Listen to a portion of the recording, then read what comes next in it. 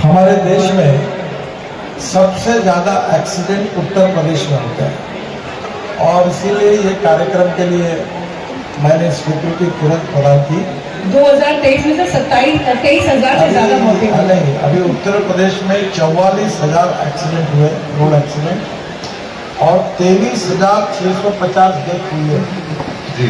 और 18 साल के कम बच्चों की मौत, 1800 स्टूडेंट इनकी डेथ हुई है। और पैदल चलने वाले और टू व्हीलर्स के 10,000 डेथ है और ओवर स्पीडिंग के कारण 8,726 है। तो ये जो 44,000 रोड एक्सीडेंट्स हो रहे हैं और जो 23,650 डेथ उत्तर प्रदेश में हो रही है जी, तो ये बच्चे आगे भविष्य के नागरिक हैं और ये रोड सेफ्टी के बारे में, रूल्स ऑफ द रोड के बारे में इनको जगाना, इनको समझाना, ताकि इन निरपराध लोगों की मौतों को हम कम कर सके, ये उद्देश्य इसके पीछे है। सर, एक इसी से जुड़ा हुआ सवाल है, जो आपने अभी डेटा कहा कि पूरे विश्व में भारत है, उसके बाद पूरे भारत में उत्तर प्रदेश है। तो क्या लगता है कि हमारी जो रेबेलियस नेचर है कि रूल्स ना फॉलो करने के, जैसे अगर हेलमेट लगाने का रूल है तो अक्सर आप देखेंगे वीडियोस के अंदर कैप्चर होता है कि हेलमेट होगा तो कहीं हाथ में टंगा होगा, पता चला पीछे वाला रखा हुआ है, जब तक पुलिस वाला ना देखने तब तक लगाना नहीं। तो why is this rebellious nature against rule, specially जब हम बात करते हैं रोड सेफ्टी? क्या लगता है? देखिए, कानून के प्रति डर भी नहीं और सम्मान भी नहीं, ऐसी अवस्था है। अगर हमारे लोग अगर कानून के प्रति सम्मान रखेंगे तो अल्टीमेटली हमें हमारी जान बचानी है। मैं जब महाराष्ट्र में लीडर ऑफ ऑपोजिशन था तो मेरा पुलिस प्रोटेक्शन में एक्सीडेंट हुआ रेड लाइट कार का, और मेरा पैर 4 जगह टूट गया था। और इसलिए मैंने अनुभव किया है कि एक्सीडेंट के बाद कितना नुकसान होता है। बहुत से लोग हैं, उनके घर में कोई इंजीनियर, डॉक्टर, लड़की, लड़का पढ़ रहा है, उसका डेथ हो जाता है, पूरा परिवार संकट में आता है। और इसलिए एजुकेशन, ताकि मैं रूल्स ऑफ द रोड का पालन करूंगा जी।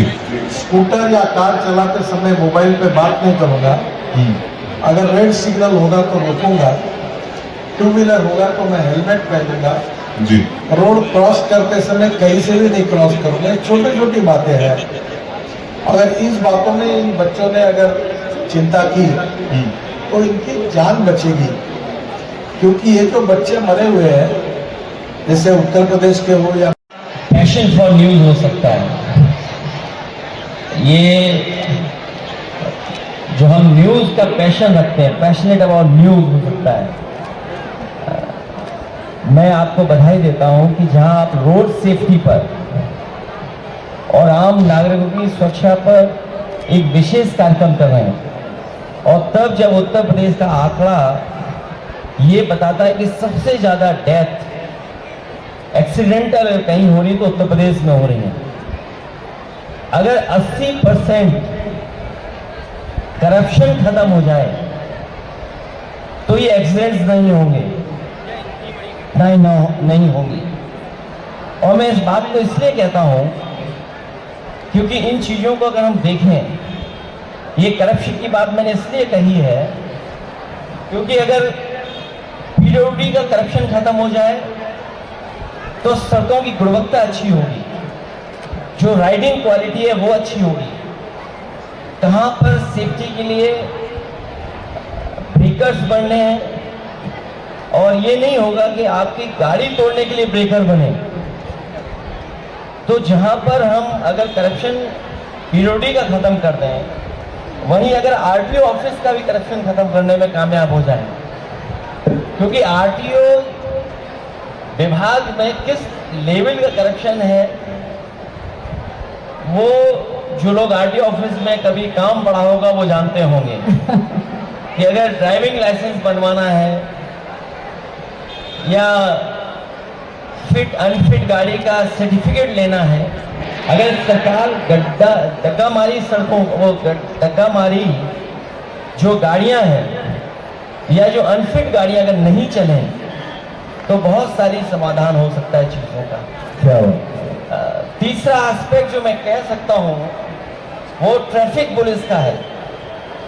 जो ट्रैफिक पुलिस समय समय पर जागरूक करना, समय समय पर उन्हें जिम्मेदारी याद दिलाना और वहीं उन्हें लाभ नहीं उठाने देना। वो इंतजार करते हैं कोने में खड़े होकर के कि कब कौन कानून छोड़ेगा, तब उस पर जाकर के हम इस पे पर्ची काट देंगे। अगर हम जीपीएस से बहुत सी मदद ले हाईवे और एक्सप्रेसवे का निर्माण कराया। उनके कार्यकाल में उत्तर प्रदेश में 1000 किलोमीटर से यात्रा सुरक्षित और तेज हुई। उन्होंने स्मार्ट सिटी परियोजना के तहत यात्रा सुरक्षित और तेज हुई। उन्होंने स्मार्ट सिटी परियोजना के तहत स्मार्ट ट्रांसपोर्ट सिस्टम को बढ़ावा दिया और राज्य के विभिन्न हिस्सों में सड़क सुरक्षा जागरूकता अभियान चलाया। ये ऐतिहासिक तरह के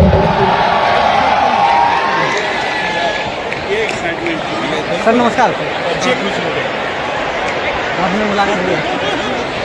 सो हमारे बीच उपस्थित श्री अखिलेश यादव जी, फॉर्मर